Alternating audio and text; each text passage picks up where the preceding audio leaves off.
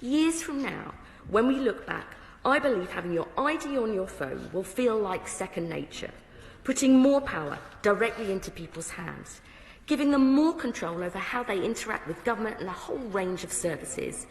That is something worth striving for, and I commend this statement. We have in the official press release this glorious piece of doublethink.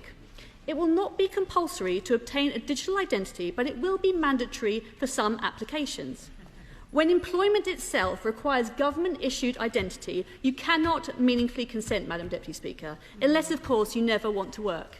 And here is the fundamental issue. In a free society, the burden of proof has always rested with government to justify its actions to earn our trust. But mandatory digital identity reverses that.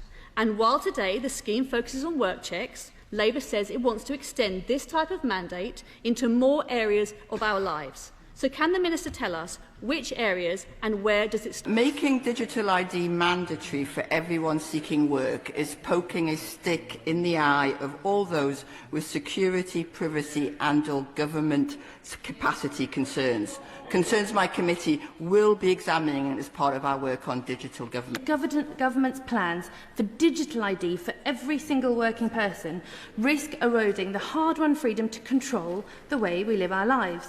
They risk excluding millions of vulnerable people from their own society, and they risk wasting billions in public money chasing expensive solutions that won't work. It is yet again a gimmick to tackle irregular migration, something I'd hoped was reserved for the Conservatives. Yet again, by eroding public trust with these rushed, retrofitted policies, the government have squandered an opportunity to use technology to improve public service by bringing people with them. And all of this was announced weeks before it could be scrutinised by Parliament for a scheme that will impact every single working person in the UK. Any claims from this government that this is non-compulsory and give agency are poppycock in reality. As a requirement for the right to work, it is mandatory ID in all but name, and even the Secretary of State said it just now. Where is the choice in that? Last week, the Foreign Secretary proposed issuing digital IDs for teenagers. This is clear government mission creep, and it's dangerous. Liberals have always stood up against the concentrations of power, and for good reason. We've seen the government's abject failure to secure people's data before.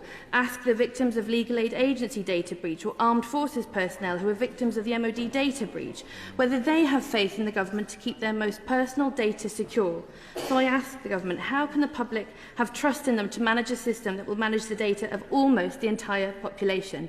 And for the 8.5 million people without foundational digital skills, like my constituent Julie, who doesn't own a smartphone and is fearful of being excluded from employment, from healthcare and from other essential services, can the Minister commit to publishing an impact assessment and come forward with a plan to reduce the risk of further marginalisation? I'm not sure, however many examples the Secretary of State gives from other countries, she will convince the people of Britain that mandatory ID cards fit with our particular values.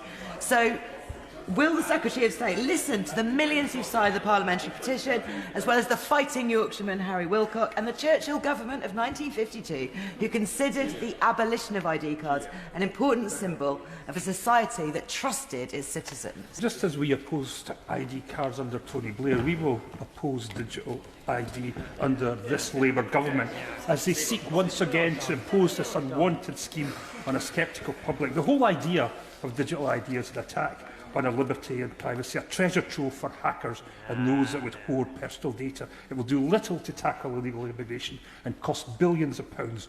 We in Scotland want nothing to do with this Brit card, and the Scottish Government will energetically oppose it. So the question to the Home Secretary is, when we rightly and inevitably oppose this and reject this, will she do the usual UK thing of just imposing on us anyway?